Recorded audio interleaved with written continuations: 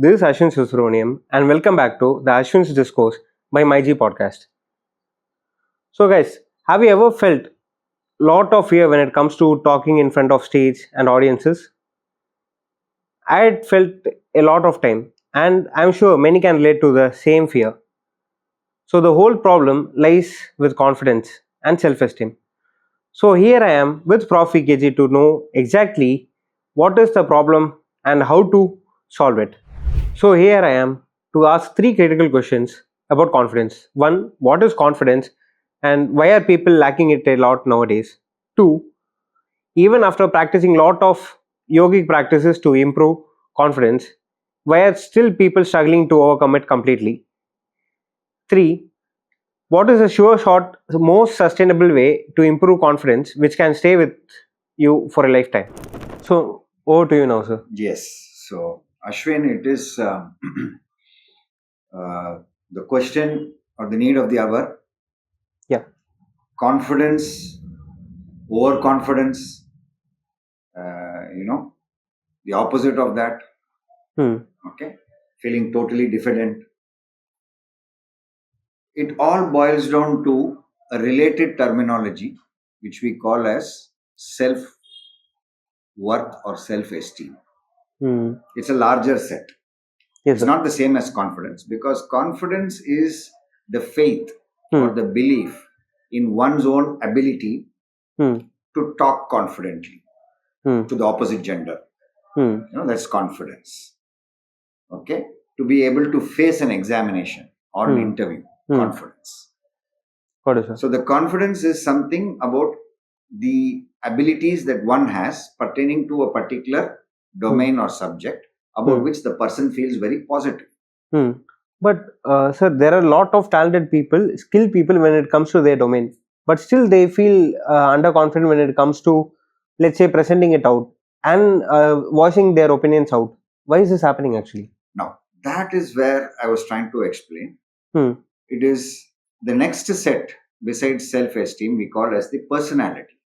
A person might be an introvert, highly skilled, but when it comes to presenting things, they may use monosyllables or just finish it off in a short phrase. Yeah. They're not ready to express much. Someone is an ambivert. Someone might be an extrovert and may talk a lot, and that may appear to be overconfidence, where he or she may not have the overconfidence. Yes, sir. So, this is the reason. So, introvert, extrovert, ambivert, and what is their self-esteem? These are the larger sets, which trickles down to a belief or faith in a particular ability, which we call as confidence. Okay. Very simple. Someone has an American driving license, as an American, coming to India and come to the Indian roads, try driving on the Indian roads. So the self-esteem is there, the worthiness is there, the license is there, even with an international driving license. But how do you feel after the American roads, you come to our Indian roads to drive? You say, boy, I never expected that there's going to be a cow come in the middle of the road over here, So the confidence is not there. I think you are mentioning, some relative yes, sir. of yours, the same thing happened last. So basically, when they came from US and was trying to take out the car, they were completely surprised by how people in Indian roads behave. Suddenly, a bike is coming, cutting the traffic line. So you should have the confidence. He's getting scared, actually. So, which means fear. The fear that you have is something that can take away your confidence. Because usually the confidence is something, a faith or belief in your ability, where you are able to visualize you doing a particular task successfully. Yeah. But when a doubt comes, a worry comes, and then finally fear comes, the confidence is out. Yes, sir. So this is the part about confidence. Now you asked another question, I think, like what is that? Like why people are lacking it? Lacking in that. So they're lacking because of their environment, their internal environment and their external environment. They're lacking that. But the question should be, in spite of life coach training, in spite of personality development programs, in spite of attending, so many yogic sessions, yogic classes, doing all the yoga, whatever you're aware of, all the meditations on the chakra, this and that, still they find that the confidence is not up to a satisfactory level. Yes, sir. Why do you think that is there? Is what you all want to know. Exactly. Okay, very simple. It is something like you're filling a bucket with water, but the bucket has holes.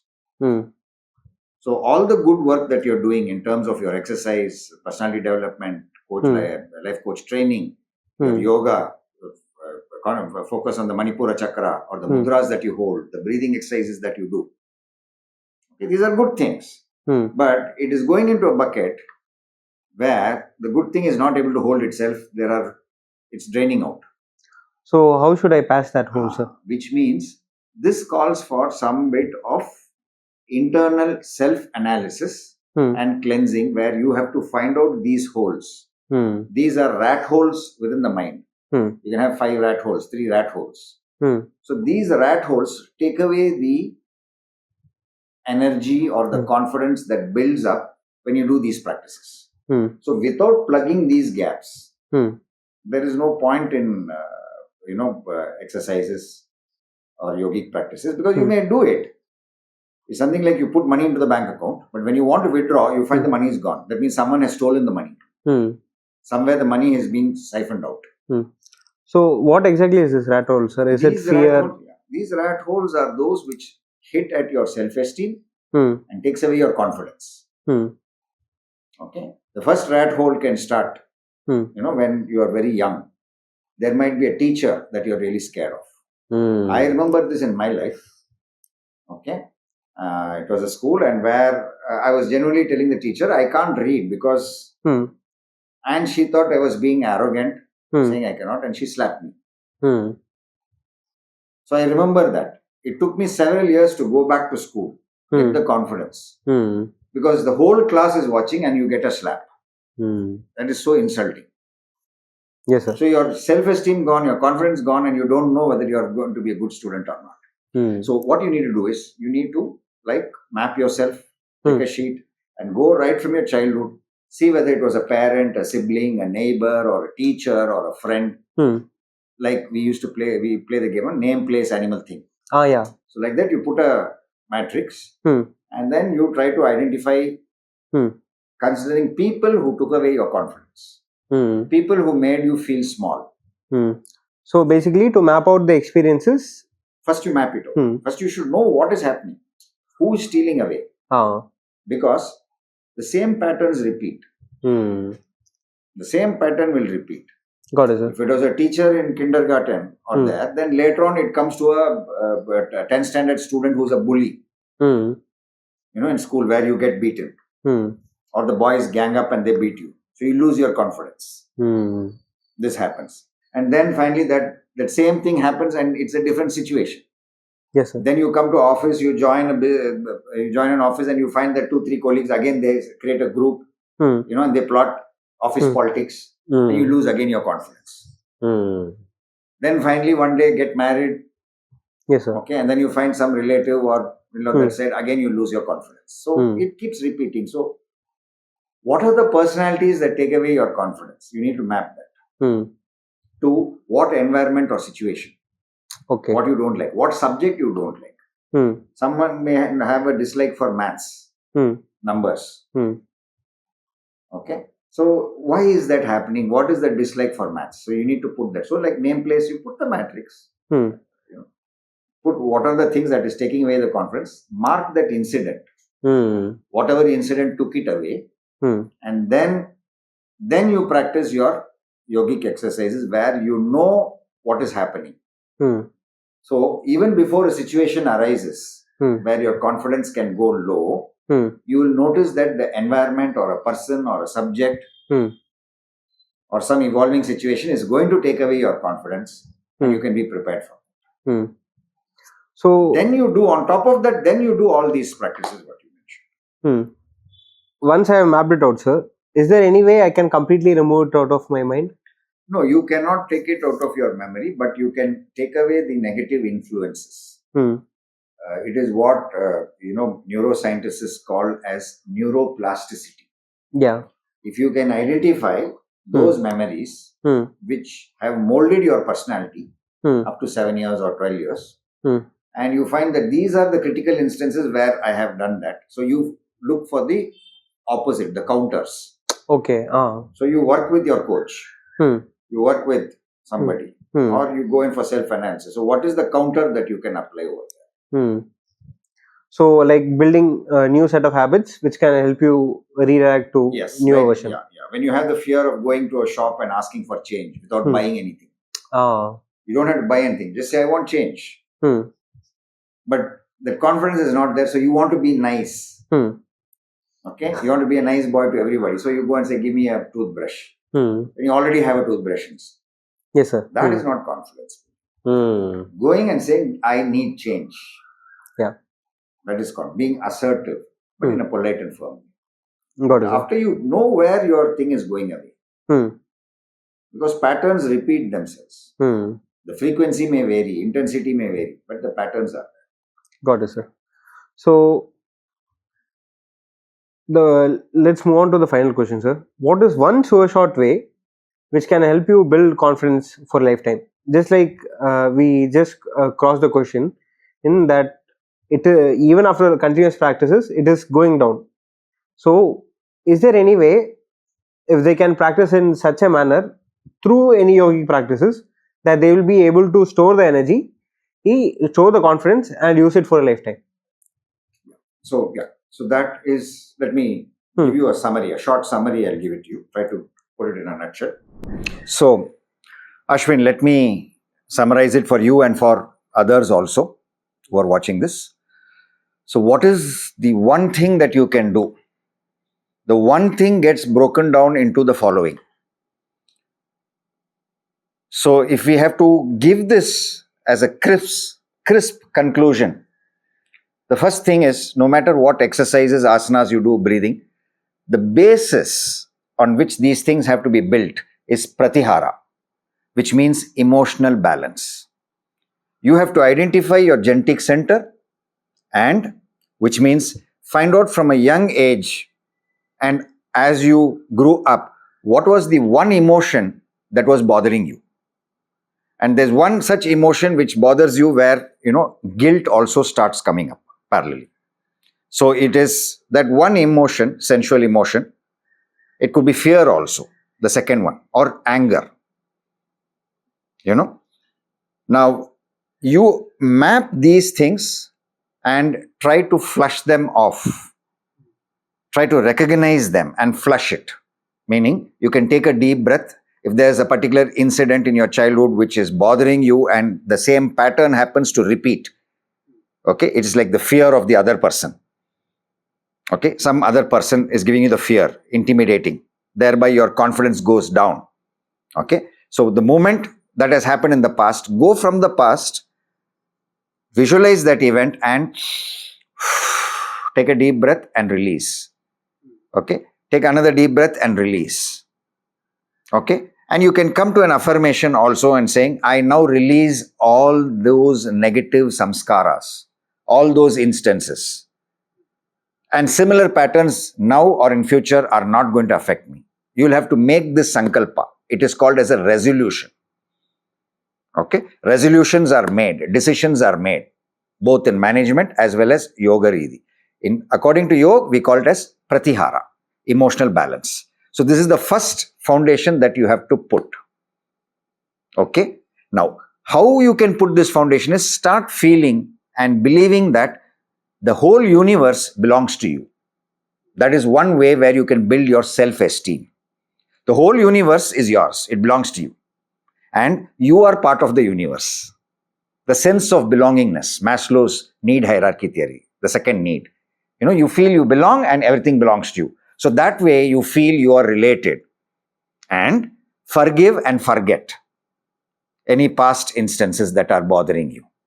And even if something happens, in order to build the confidence more by forgetting and forgiving, you build your goal-centric approaches. Have goals in life. So once you put the goals and you put the pratyahara, which is your emotional balance, now you have put your foundation. Now, on top of this foundation with your goals and Pratyahara, now you come into practices. So what practices you can do? Asanas that can quickly build up your confidence. There are certain asanas. One, Vajrasana, the diamond pose. Utsasana or the camel pose, the enduring pose. Okay. Bhujangasana or the cobra pose.